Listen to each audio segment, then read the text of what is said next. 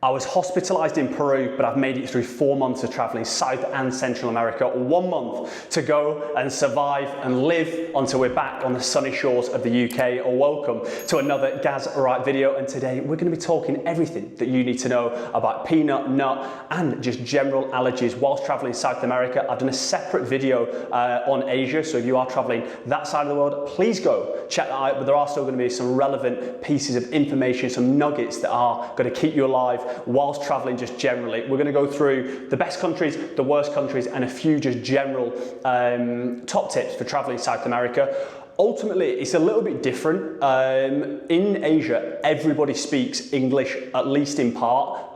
We traveled like 20 countries there, and I would say generally everyone spoke a little bit of English.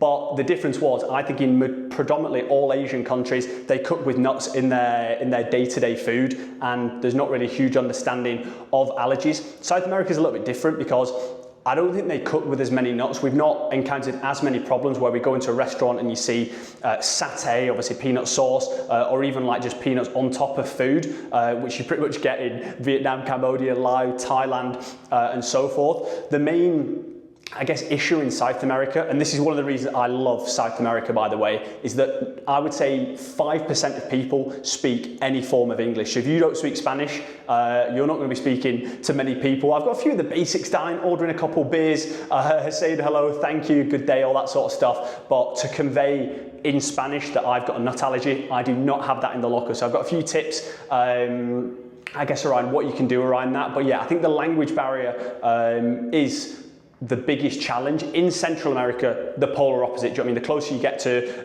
the US and Northern America, like we've been in Panama, the top end of Colombia, Costa Rica, Mexico, and Guatemala, everybody speaks English in those countries. But in South America, it would be advantageous to speak a little bit of the old Spanish. So let's do a little bit of story time, because in Peru and all the countries, so we started in Chile, we did Bolivia, and then moved into Peru, they don't cook with a lot of nuts just generally in their food. So you kind of build up a bit of confidence over time that there's no nuts in your food. And it was the one meal we never really order, or we never order off like Deliveroo, Uber Eats, anything like that, just because you can't really put on the notes, I'm allergic to nuts. Well, I guess you can do, but the chance of somebody missing that. So we never order anything off those sites. It was super, super late. We arrived there on a Sunday night. Everything was shut. So we thought, you know what, we'll go for the safe option. We'll get a little bit of protein, a few protons in the old bones. We ordered a KFC. I ordered a 12-piece family bucket to myself,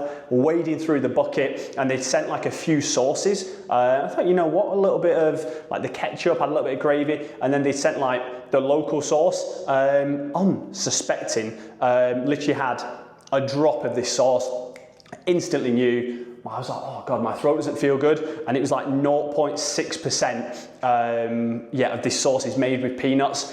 So yeah, we spent some time, unfortunately, in a Peruvian hospital deep in the evening just before we went to Machu Picchu. So live to tell the tale, live to tell the tale. But yeah, I think if there is one, I guess, thing to take from that is ordering food online in another country, even if it is something like fast food, I think it is always just taking a risk, and there's an element of chance in there. It's my own fault. I ate the sauce. I should have checked it first. But hopefully, as I always say, we make the mistakes, or I make the mistake, so you don't have to. So yeah, don't be ordering any fast food. On the topic of fast food, I do think ordering online is a little bit different to getting it in store. And I think that when we were in Asia, I do like 24-hour fast, left, right, and center, just because they cook with so many nuts. And there's just not a lot of like fast food chains and restaurants. Whereas I'd say South America a little bit, and Central America, absolute abundance. We're in Costa Rica at the minute, and you can't move for KFC, McDonald's, Subway, Denny's, all these American fast food places.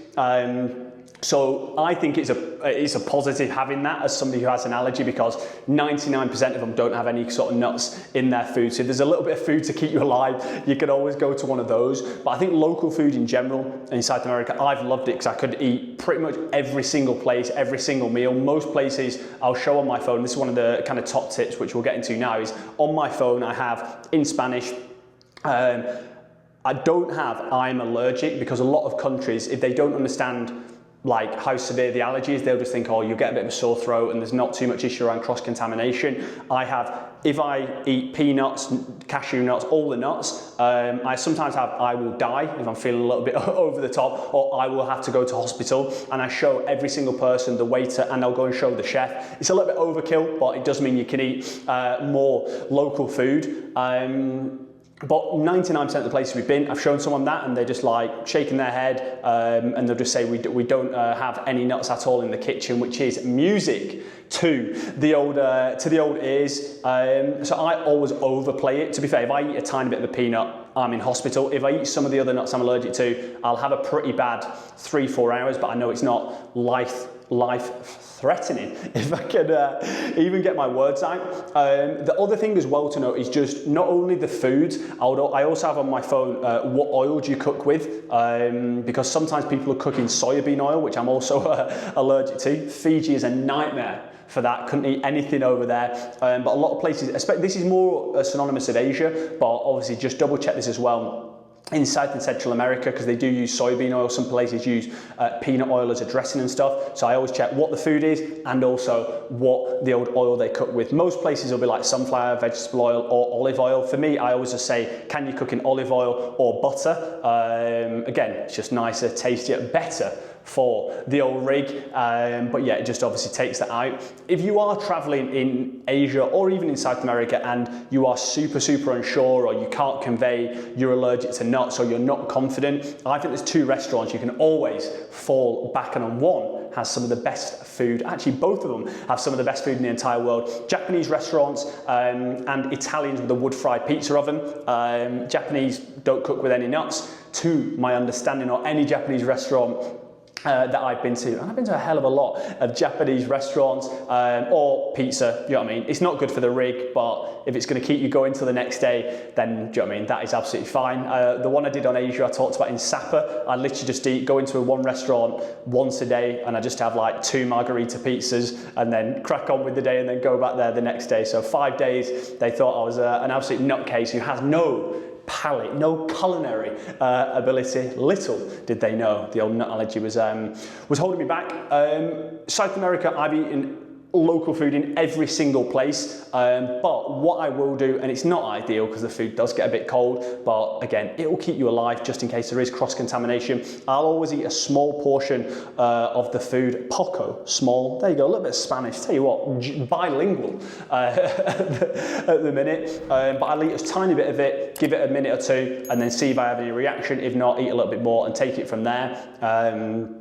I'd rather my food go cold than absolutely wolf it down and then think, oh wait, I'm in trouble, which is exactly what put me in hospital in Cambodia. Well, that and the fact they laced these shish kebabs that I ordered with peanuts. But yeah, I think if you just take a small amount, ultimately, if there are nuts, you're gonna have a small reaction. If you absolutely smash the food down in the first 2 minutes, and then think, whoa, I'm not good here, it's going to be even worse. A small portion first. The next 2 points, this goes without saying, if you have a nut allergy, peanut or whatever allergy, make sure you bring EpiPens with you. I brought 5 on the trip with me, and obviously they last a year. The more of them, the better. I'll have 2 in my bag. Em always carries 1 to make sure, just in case we need the old adrenaline injection in the old bones. And then the other thing as well is like knowing where the best hospitals are.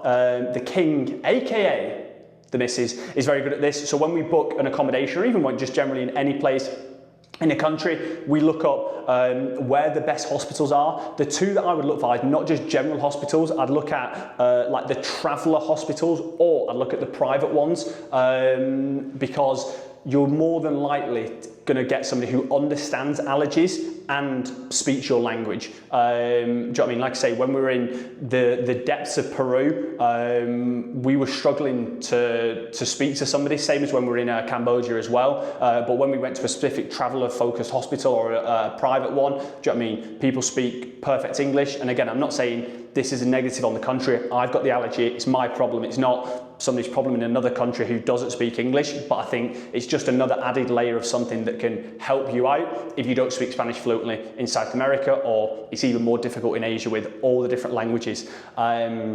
that ultimately they speak. But yeah, hopefully there's a little bit of knowledge, a little bit of wisdom. Cambodia and Peru doing me dirty, put me in the hospital, but we live to fight another day. And what I want to say on that is that both the hospitals I went to in those countries were absolutely phenomenal. Like the level of service, the staff, the friendliness, the quality, the cleanliness, everything about them was absolutely outrageous, way better than any hospital in the UK that I've been to. So hopefully the NHS can take note and can stop pillaging the UK. Not a political one, but put a little bit more of the old money, a little bit of the old bunts back into the NHS. But we digress from the point. Any questions on allergies, travel, anything you want to know, bang it in the comments down below. I literally respond to every single message, and hopefully the wisdom down there can help you out and make sure you have an unforgettable trip. Because I know people that have nut allergies, who have other allergies, that won't go traveling to certain countries because they're scared of it. And I think that you need to be cautious, you need to be careful, but at the end of the day, the world is a magnificent place. There's so many beautiful places to see. Don't let it hold you back. You can put steps in place. It's not ideal eating less. It's not ideal only eating at certain restaurants, but the beauty all these countries have to offer, do you know what I mean? For me, it's worth missing a couple of meals or eating a few niche things on the old road. Hit the subscribe button. I'll see you tomorrow, baby. Remember, the chef is always cooking. Let's go.